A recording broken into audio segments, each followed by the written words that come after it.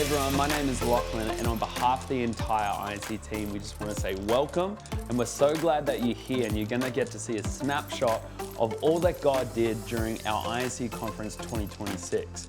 But before we jump into it, we want to make sure that you know about in 2027, there is room for you to be at our conference. We all know that there's nothing like being in the room, and we don't want you to miss out on all that God is doing. So if you call INC home, if you go to any of our churches internationally or here in Australia, make sure that you're there. If you're a pastor, a leader, part of a team, we want to make sure you're there. So there is family discounts, there's group discounts, and all of those amazing things. And we cannot wait to see you in Brisbane, Australia in July next year. So go register now, and we pray that this message would bless you today.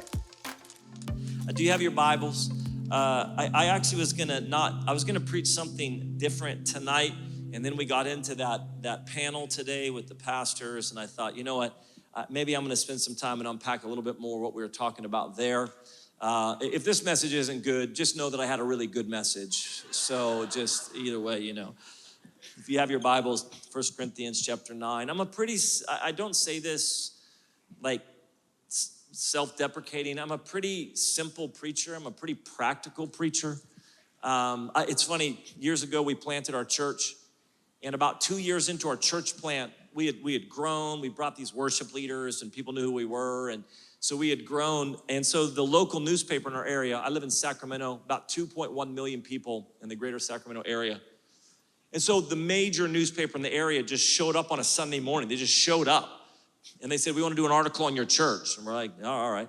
And so they do an article, and we were a mobile church at the time. You know, you guys call it bump in, bump out. We call it set up, tear down. We set up, tear down church. And so the article came out like on Tuesday morning or something like that. So we sit down in our staff meeting Tuesday morning and said, "Let's read this article together," you know? So we're reading the article together, and it's a really great article. They were actually very kind to us. They're very super liberal newspaper, and they were super really kind to us and positive. And then they get to the part where they're gonna talk about the sermon. And the journalist writes, the reporter goes, "And then the pastor got up and spoke a homespun message." Now, homespun, I mean, I know I've heard the word, but I'm like, not really a word I use. I don't really know what it means. So I'm here in staff meeting. I'm like, homespun? What's that mean? So I go get on Google real quick. Definition of homespun. This is in staff, and I read this out loud.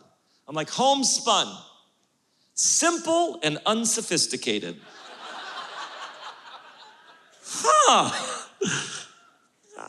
I don't, okay. I'm like, I don't quite know what to do with that this guy, you know. But you know what? I've just decided that's just what it is. Listen, I'm homespun. There's no way getting around it. It's as simple and unsophisticated is the only thing you're going to get, all right? 1 Corinthians chapter 9, verse 24. Paul's writing to the church in Corinth, and he just says this. He says, "Do you not know that in a race, all the runners run, but only one gets the prize? Run in such a way as to get the prize." Circle that, underline that, put arrows to it, exclamation points. Run in such a way to get the prize. Everyone who competes in the games goes into strict training. They do it to get a crown that will not last, but we do it to get a crown that will last forever. And then here's the verse I want to talk about. "Therefore I do not run like someone running aimlessly. I do not fight like a boxer beating the air."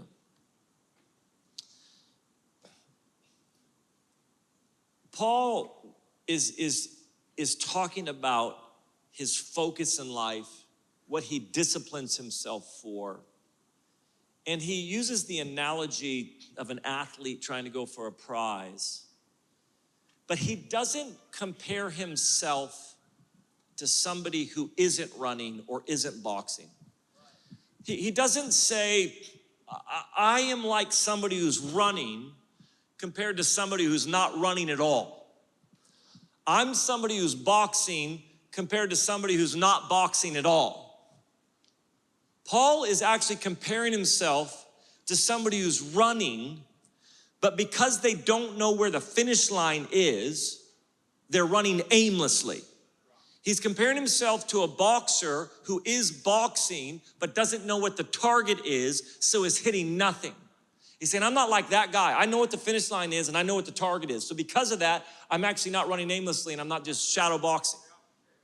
My concern in the church, now I want to be honest about this. You're gonna have to filter a lot of American out of me in this and just put it into whatever context you're in. I know it's not just Australia in the room, and I know that America is probably further down the road when it comes to consumerism in church and our enamored fame and all that type of stuff. But Paul is, my concern in the Western church in particular is not lack of activity.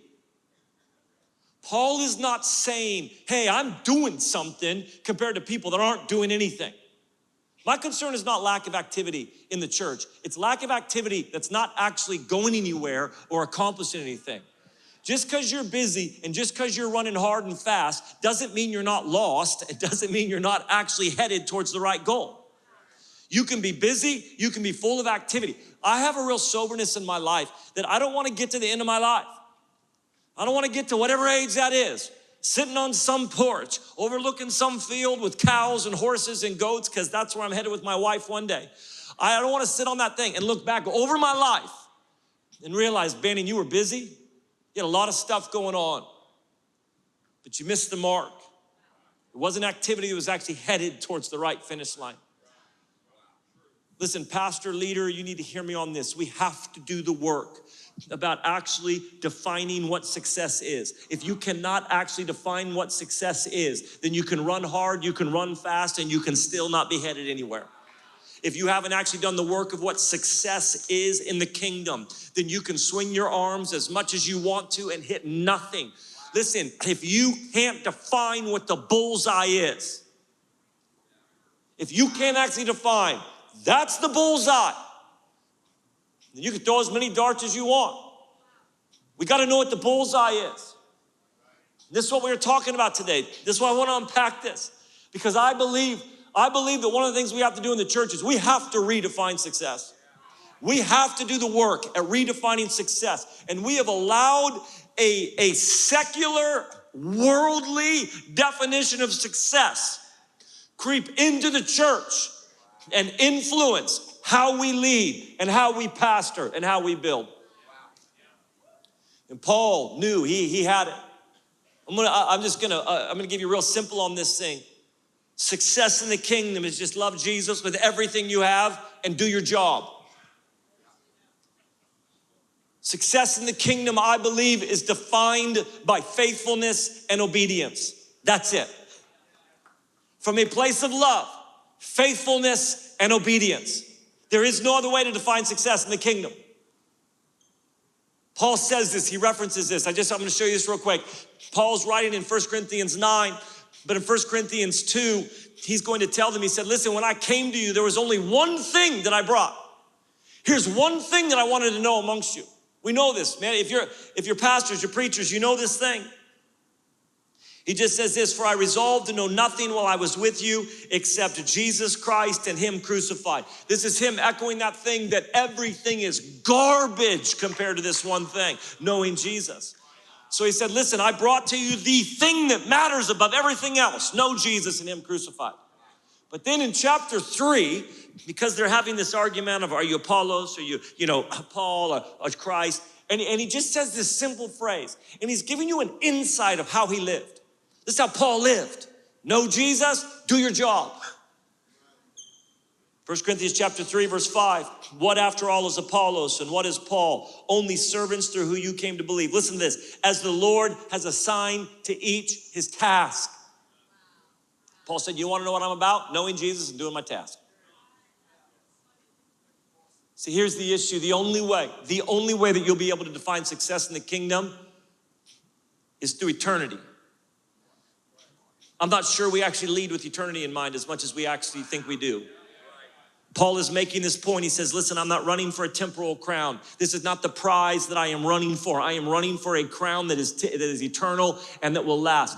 God has called you to bear fruit, a lot of fruit, but he has called you to bear fruit that remains. You cannot determine success in your life apart from long-term fruit.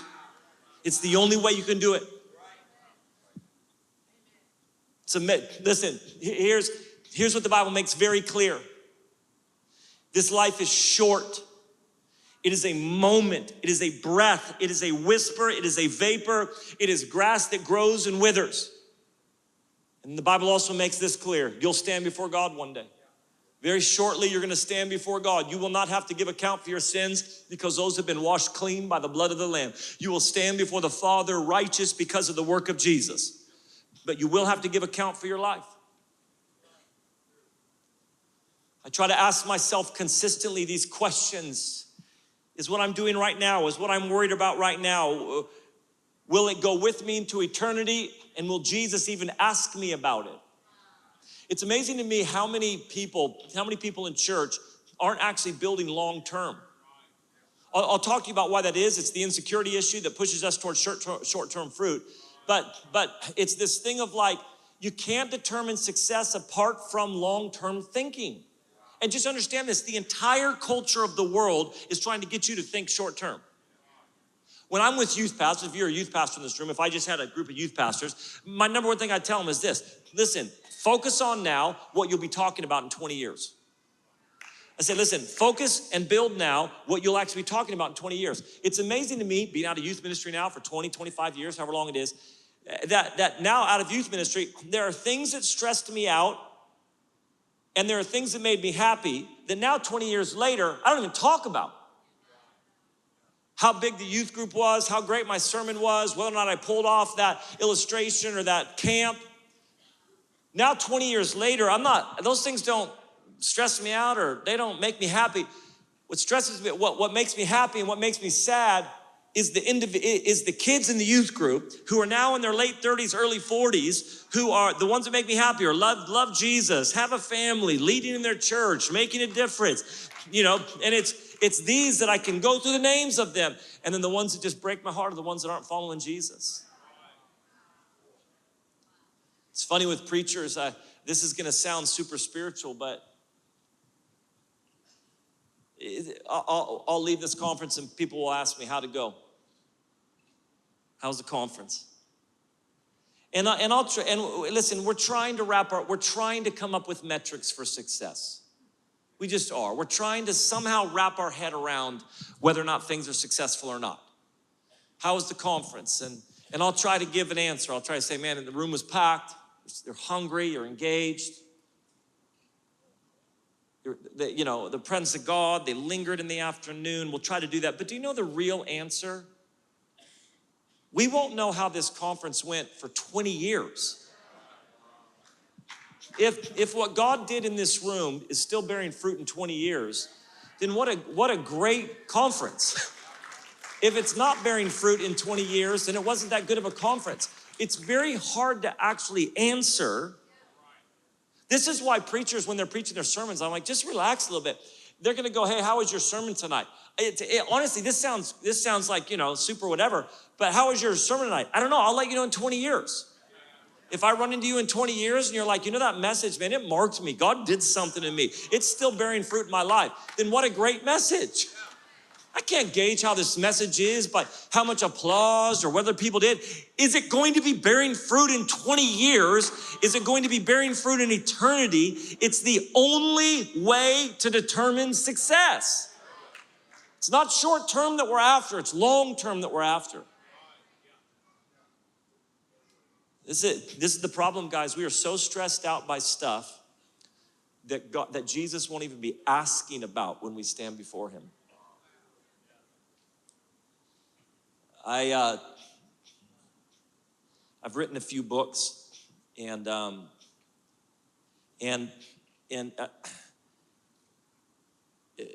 if you've ever written books, it's an interesting thing because writing a book is way more vulnerable than speaking. I don't know why. I don't know if it's the amount of time, energy. I don't know if it's that it's years being poured into a book.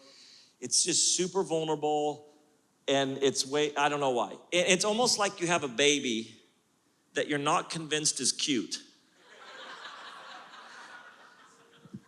And if somebody tells you it's not cute, it's gonna crush you. So you're like, here's my baby.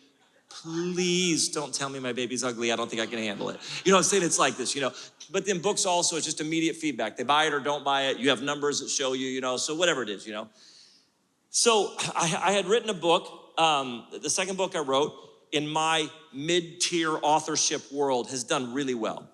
Brazilians love it for sure. And then, it's done really well in America, things like that. It hasn't done well in Australia. Can I tell you why? I actually was coming over, I wrote this book about 10 years ago. I was coming over from Mark Verghese to speak for 2 of his conferences, one in Malaysia, one in Perth. I'm about to come over here. My book is just coming out, and I'm about a month away from coming to Australia. And I have a friend who pastors in Nashville. He's from Adelaide, Darren Whitehead. Darren calls me and goes, Banning, you can't go to Australia and call that book what you titled it. I said, why can't I do that? He goes, you just can't, it's not good. I said, what's wrong with Rooted?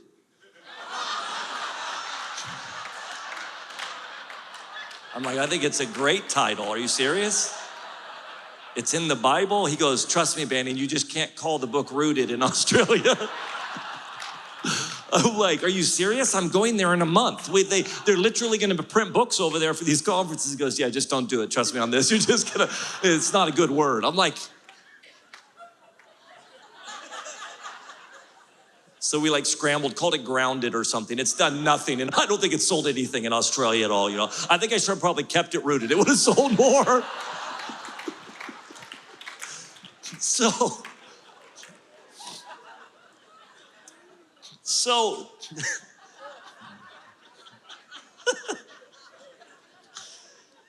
I get that book done, and then shortly after that, a few years later, I write another book. And I'm gonna get this book. I believe deeply in the message. And but if you've ever written a book, it's very interesting because if you're with a publisher, you scramble to finish the deadline, and they get it, they go, thanks, give me 9 months when we release it. And so I got the book to him in kind of the fall of 2019. And so they set a release date in 2020. And then you go to work, you're getting it all ready, finish up editing, you get a marketing plan together, we're making videos and, partner stuff and promo stuff and all this type of stuff.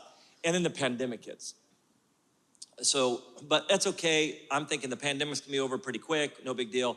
Well, then the pandemic's not over, but we're getting into summertime and we're gonna release this book. We're like, you know what? It's got a message of faith and courage, holiness. We'll still release it. People need this, So there's a release date in June. So we're getting close to it, and just about a week before we're gonna release the book, all of the George Floyd stuff hits America. And I mean, literally, cities are on fire. People in our church are hurting. Everybody's trying to figure out what's going on. And my book is supposed to be coming out in a week. And I remember talking to our team saying, guys, not even because I'm trying to virtue signal, I'm like, we can't really talk about this book right now. I'm pastoring a church with people in it, and I'm not, but it's already been set. And I'm like, I don't know what to do. The book comes out, I don't know if you remember this, June 2nd was Blackout Tuesday. Blackout Tuesday was when all social media just went black for a day. Do you remember this? Was it like this over here? That's the day my book came out. That day. Book comes out. I don't even I think a week later, I kind of did something on Instagram. I'm like, so hey, I remember in my backyard, I'm like, hey guys, so I wrote a book. Anyways, if you want to, yeah, it was just so awkward. It hasn't, I don't even look at what it sold, to be honest with you. I can't look at it. I want to look at it. It sold a lot like Rooted in Australia. And, But here's the thing, guys. How we define success, it matters, because the question I have to ask is not whether that book's on a bestseller list. We're impressed by how many books have sold. We're impressed by, but when I stand before God one day, let me tell you this, I promise you, He is not gonna ask me how many books I sold. I promise you. When I stand before Him one day, He's not gonna ask me, Banning, 3 Mile Walk is what it's called. 3 Mile Walk, what'd you do? Book sales. How many units you move on 3 Mile Walk? Well, God, I don't know if you remember, but there's a whole kind of thing going on, and Blackout Tuesday, and we had a whole bunch of promo videos we're gonna do. We never put them out. God's not gonna be I don't want excuses. Joel Osteen wrote a book around similar time.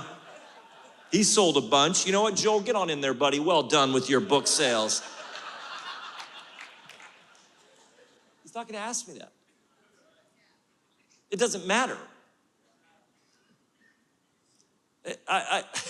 All that matters, you know what he's gonna ask me? Were you faithful with what I gave you, and did you do what I asked you to do? That's it. And I'm gonna bring that book to him that didn't sell much. And I'm just gonna say, Jesus, this was my best effort at being faithful with the message that you gave me, and to be obedient, to do what I could to strengthen your church.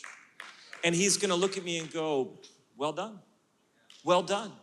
This is, guys, listen, if we don't define success as I'm gonna stand before God one day, and he's gonna ask me, were you faithful with what I gave you, and did you do what I asked you to do?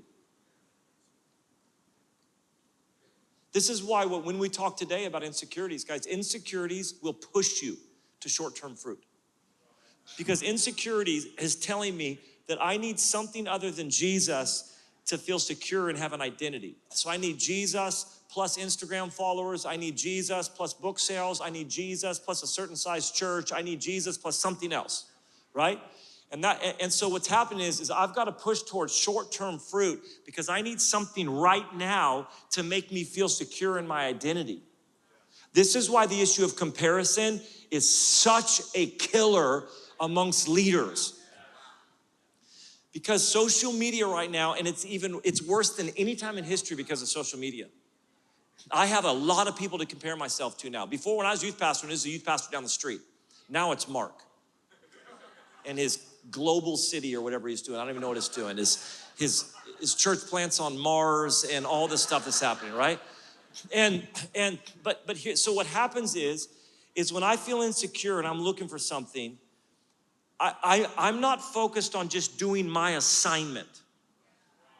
I just want to do my assignment. That's what I'm going to answer for one day. I will not answer for Mark's assignment. But comparison comes in because I'm looking for something and I'm looking for significance, and I look at Mark and it's now Mark's different because Mark's a covenantal friend in my life. So when you're a covenantal friend in my life, your success, I just join in on. I'm like, have you heard what we're doing through Kingdom City? Like, we're in 30 nations. So Mark's maybe a different example because when I feel like we're truly friends, I'm like, oh, your success, it's mine too. Have you heard about my friend Mark? Yeah, he's 30 nations already, you know. And so, but this is what happens, guys. When Colossians 2:10 says that we're in Christ, right? That we're complete in Christ.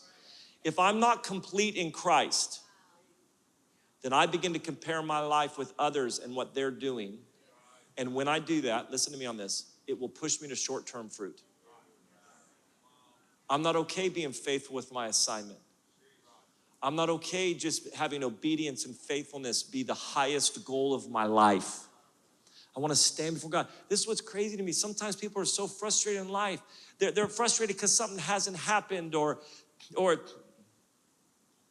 Okay, can I tell you one of the things I think is killing leaders? Entitlement. Do you know that when Luke 17, if you follow Luke, but Luke 17, he empowers the disciples. They're the men. They're seeing signs and wonders. Then he tells a story of like, hey, stay humble. So Jesus is like, here's the key, men, to being empowered at this level. Just take the low seat at a table, like stay humble. But then they come in Luke 17 and they ask Jesus, they say, will you increase our faith? Then he tells the craziest parable in response to that. And he tells a story that it offends my flesh. He tells a story about a servant who has been toiling in the field all day long, bearing the brunt of the sun, working hard, sweating. And when he comes into the house, he doesn't eat or drink first. He first makes sure the master eats and drinks. And then he eats and drinks. And here's the offensive part to me. And it says, and the master doesn't even thank him. And he says, I'm just an unprofitable servant doing my duty. Jesus is going after the issue of entitlement in leaders that believe God owes me something. The problem is, as leaders, if you're not saying my highest goal is this, faithfulness and obedience. I just want to do what you're telling me to do. That's what matters. I am not in pursuit. Listen, like it's not a vision that I'm in pursuit of. It's Jesus that I'm in pursuit of. So when and can I just tell you this, friend? Can I tell you this? God doesn't owe you your prophetic words. He doesn't owe you your vision. He doesn't owe you a comfortable life. He doesn't owe you a building. He doesn't owe you anything. Are you already playing me off? Hang out for a second. Nope, just stay right there. I'm gonna get you in just a second. Seriously, stop playing. You're so good. It's right there. Rebellion. Hang out with me. Stay there. It'll be just a minute.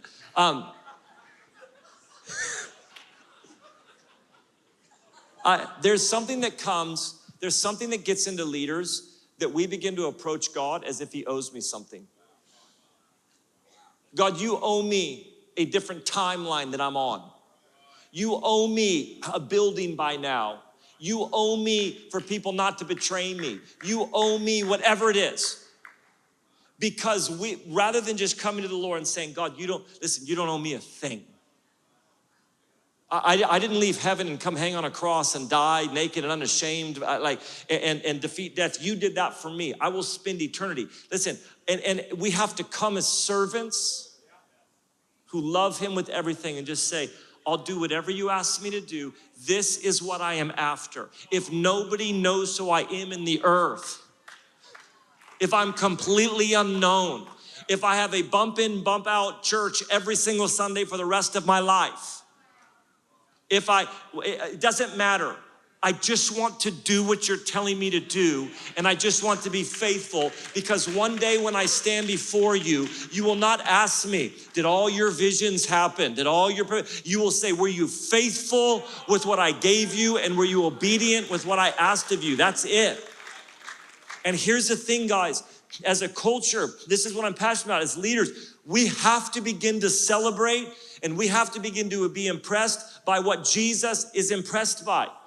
Listen, as leaders, we are so easily impressed with things that aren't good or bad. Jesus just isn't impressed by them.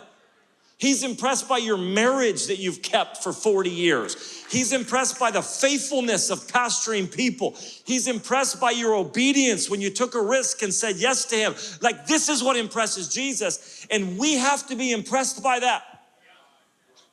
I think we should just start introducing people as, man, they've been married for 40 years, been pastoring this church faithfully. Like in America, it's bad. I know that Australia is so different than America on this, but we are so enamored with we're so enamored with big and this and that. Like, none of that's gonna matter. You're gonna stand before God one day. I just wanna get with pastors and say, you are doing a great job.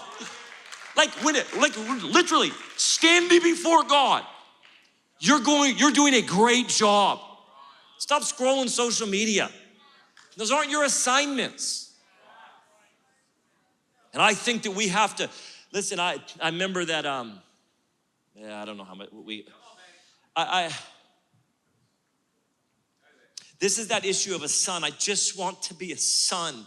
I want to be a son who is obedient, because I'm gonna stand before God one day. And everything that I was, if he's not impressed with it, here's what I'm convinced of. I am convinced that most of what moves the heart of God is done in secret. And we live in a social media world right now. Listen, I am convinced that most of what moves the heart, I'm not saying that nobody knows about it, but most of it's done in secret. It's that the right hand doesn't even know what the left hand is doing. Honestly, this sounds so sanctimonious, but I don't even like giving gifts in front of people, because at some level I'm like, I don't need people to know that hey, the Lord asked me to do something. I want to do that. Like, this stuff has to be done in secret. I want to find out what moves the heart of God, and I want to do that. He's not impressed because you know somebody famous and he's impressed by your faithfulness and your obedience. God's not showing up and saying, man, your church is massive. Whew, that's amazing. I remember years ago when we had planted the church, it had grown gone to 3 services, things were happening, and it was a phenomenal Sunday. You know those really good Sundays? I mean, everything, like services are full, worship was fantastic, my sermon was money. And it's not always good, but it was good on this Sunday, right? It was one of those Sundays. And I remember in between services, this lady, probably in her 40s, walked by, and I had met her. I said, hey, how are you? I was out meeting people. Hey, how you doing? Nice to meet you. You new here? And she immediately began to kind of apologize. She's very kind of sheepish.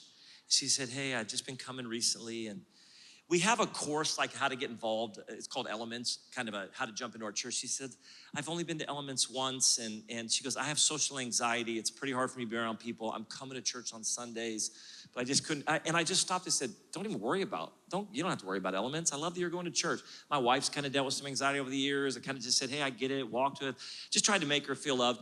Took her into a room with some of our volunteers, introduced her to some people, 5 minutes. Do you know when I was driving home after church that day and I was just kind of turning my heart to the Lord, just kind of disconnect with him, he began to speak to me about Sunday. And you know what he talked to me about? Not how big the church was, not how great the worship was. He didn't even talk about my sermon, which was really good. He talked to me about that lady. He said, thanks for taking some time to love on her today. Thanks for taking some time to see her. Thanks for taking some time to make her love. Now listen, guys, in that, you wouldn't even know about that had I not said something. But like those moments are secret, they're hidden. It's not like in that moment, she's like, you have social anxiety. Can you hold on a second? Hey, somebody come get our social, come into camera over here real quick. Really great pastoral moment happening right now. Get over here real quick for social media. Are you rolling? Okay, what were you saying again? The social anxiety and...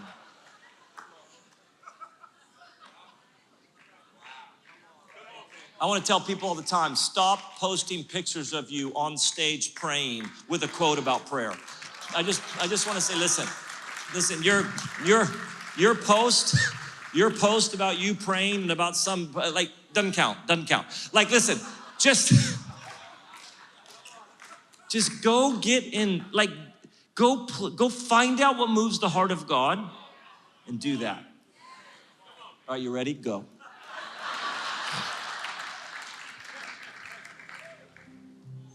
We can have the whole worship team come up, actually. Guys, I know that as we close out this conference, I was going to talk to you about faith tonight. I want to get you to, I want you in a place of faith. I want you believing God for the miraculous. I want you believing God for cities to be saved.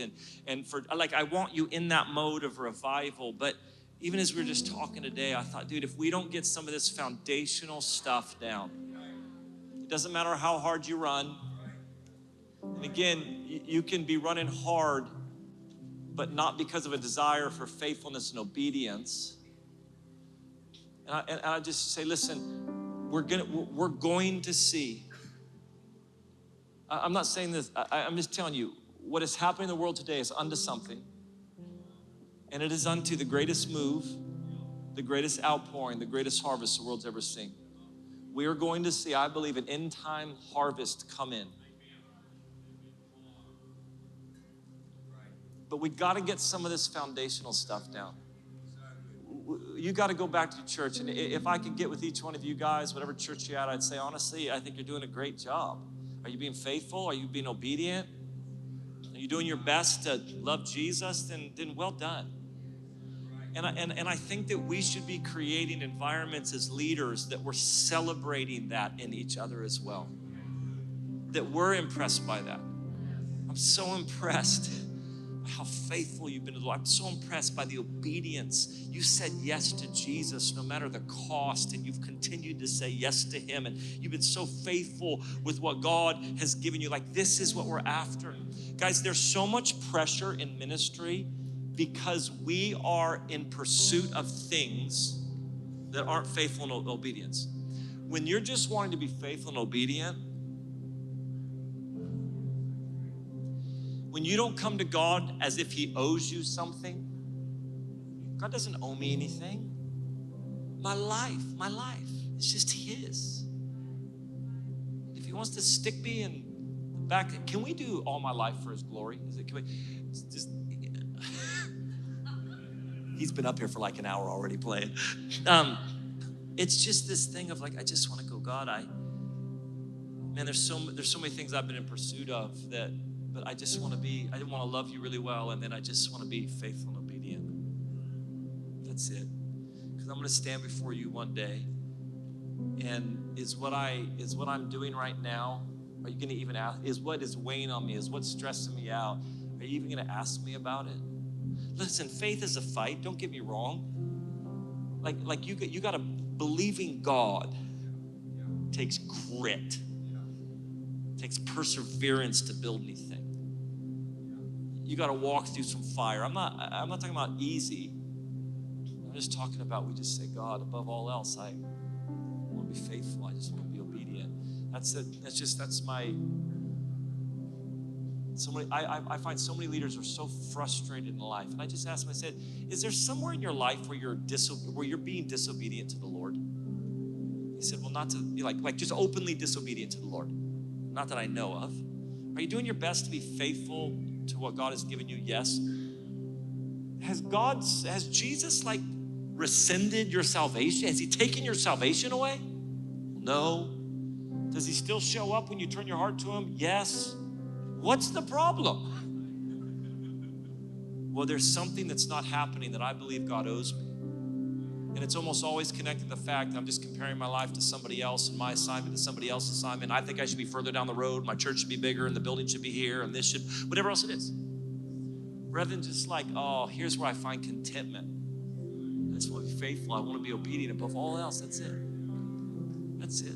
Very quickly, I'm going to stand before you. And that's all that's going with me to eternity.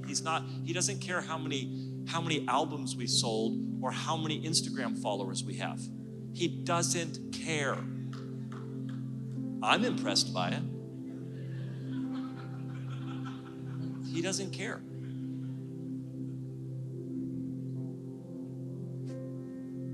Stand up with me.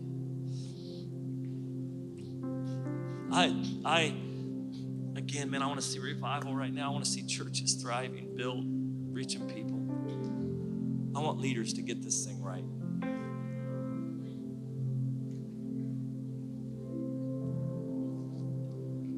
Can we just come before the Lord and just bring him an offering?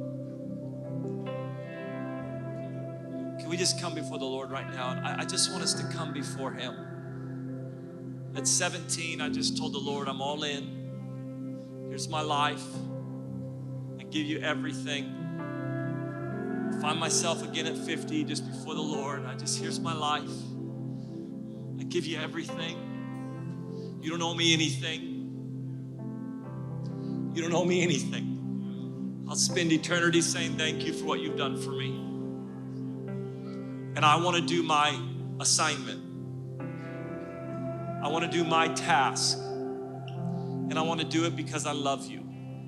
I want to do it because everything in me wants to be faithful and obedient to the one who saved me, to the one who redeemed me, to the one who found me in a pit and pulled me out, to the one who gave me a new name and a new identity, the one who pours out his love on me, the one that calls me son, the one that calls me friend, the one that walks with me every day, the one that speaks to me. I want to do for you. I just want to be faithful and obedient. Whatever that is, that's what I want. Can we just lift our hands in this place? And I want you to bring an offering to him right now. Pastor, leader, I want you to bring an offering to him right now. And I want you just to come again and say, God, here's my life. Use it for your glory. Here's my life in pursuit of one thing, faithfulness and obedience above all else. God, may we be a people that have properly defined success. May we not get to the end of our life and realize that we were running hard, but we're not going towards the right thing. And may we bring you our lives in faithfulness, obedience. The gift that we give unto you, God, is our faithfulness and our obedience. Come on, let's just sing that.